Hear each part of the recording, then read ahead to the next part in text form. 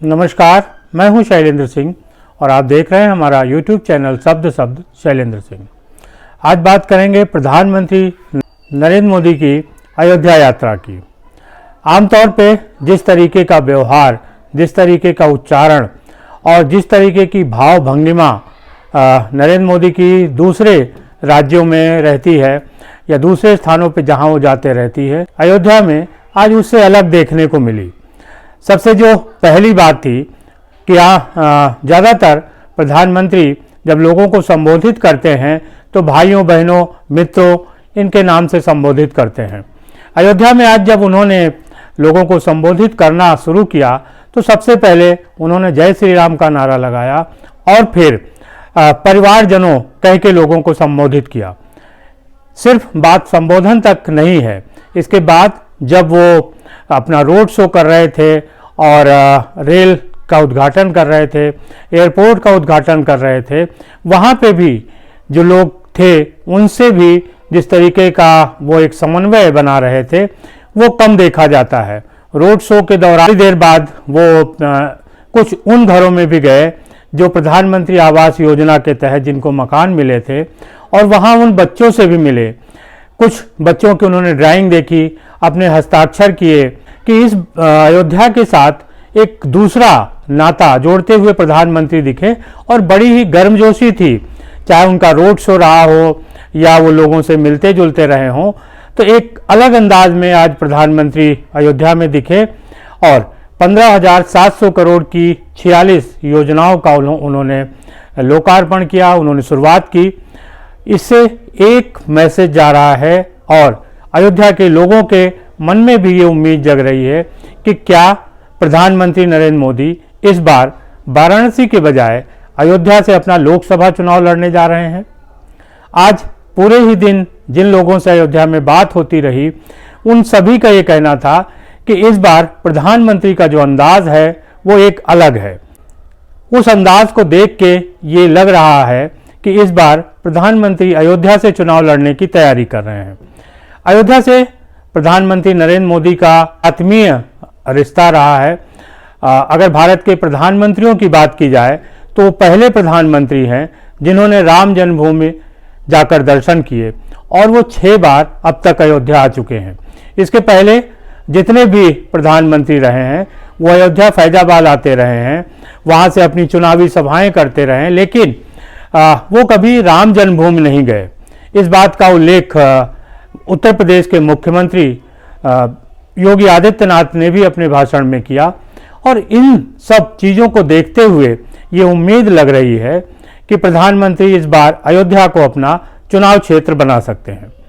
अगर प्रधानमंत्री अयोध्या को अपना चुनाव क्षेत्र बनाते हैं तो उसका एक मैसेज पूरे देश में जाएगा। 500 सालों का जो इतिहास है वो एक गौरवशाली क्षणों में बदलने जा रहा है और अयोध्या पर पूरे विश्व की नज़र है। इसके साथ ही साथ पूरा भारत अयोध्या से जुड़ गया है।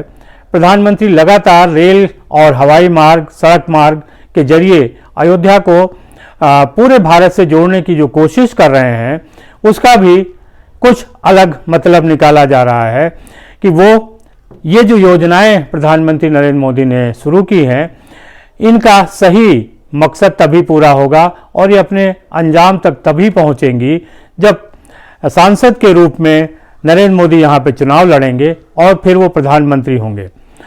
वाराणसी में भी जब नरेंद्र मोदी चुनाव लड़े थे तो उन्होंने एक रिश्ता कायम किया था और कहा था कि मैं खुद नहीं आया हूँ, मुझे गंगा माँ यहाँ लाई हैं।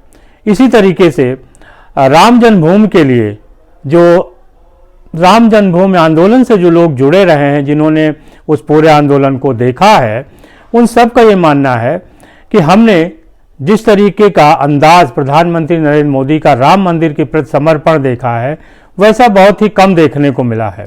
चंपत राय जो राम जन्मभूमि ट्रस्ट के सचिव हैं, उन्होंने तो कहा कि प्रधानमंत्री नरेंद्र मोदी विष्णु का अवतार है।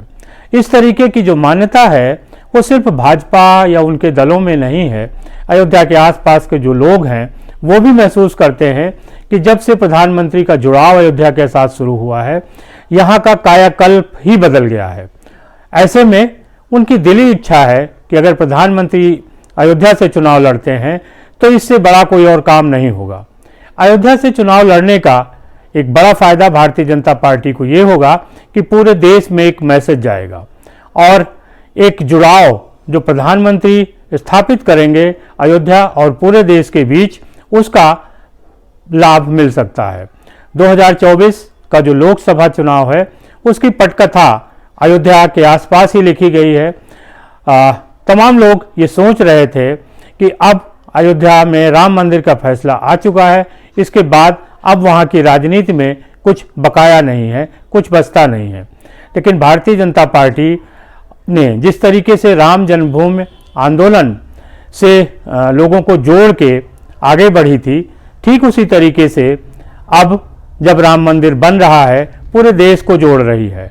गांव-गांव राम मंदिर के अच्छत जा रहे हैं, न्योता जा रहा है, तमाम साधु संत वहां आ रहे हैं। बहुत जिलों के लोग, दूर दूर के जो शहर जिले के लोग हैं वो कुछ ना कुछ राम मंदिर में समर्पित कर रहे हैं और ऐसी चीज़ें जो कि राम मंदिर और अयोध्या के लिए एक मिसाल कायम होंगी। अभी जो नरेंद्र मोदी की अयोध्या यात्रा थी वो एक तरीके की झांकी थी। अयोध्या में प्राण प्रतिष्ठा होने वाली है, ये उसकी एक तैयारी जैसी थी और आप मान सकते हैं कि इससे कई गुना आगे जो प्राण प्रतिष्ठा का कार्यक्रम होगा जिसमें पूरी दुनिया से लोग हिस्सा लेंगे और पूरी दुनिया के निशाने पर अयोध्या होगा।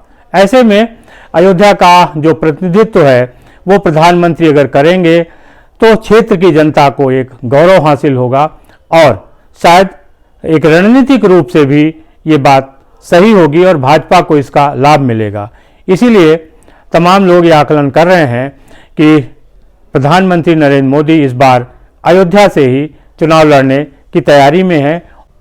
इसीलिए वो अयोध्या की जनता के साथ एक अलग अंदाज में समन्वय स्थापित कर रहे हैं। जैसे लोग परिवार के बीच में अपना समन्वय बनाते हैं, वैसे ही नरेंद्र मोदी अयोध्या के बीच अपना एक समन्वय बना रहे हैं। बहुत सारी फ़ोटो हमारे वीडियो पे चल रही होंगी और वीडियो भी हैं जो अयोध्या के, जिनके जरिए आज की आप झलक वहाँ की देख सकते हैं और जिस अंदाज में प्रधानमंत्री नरेंद्र मोदी दिखे वो भी दिखाई देगा। हर इंसान की एक बॉडी लैंग्वेज भी होती है जो कुछ कहती है। प्रधानमंत्री की बॉडी लैंग्वेज भी बता रही थी कि अयोध्या से वो चुनाव की तैयारियां कर रहे हैं। देखना यह है कि अब आगे क्या होता है। हालांकि नरेंद्र मोदी अपने फैसलों से लोगों को चौंकाते रहे हैं, इसलिए उम्मीद की जा रही है कि अयोध्या के मामले में भी वो चौंकाने वाला फैसला करेंगे। शुक्रिया, धन्यवाद।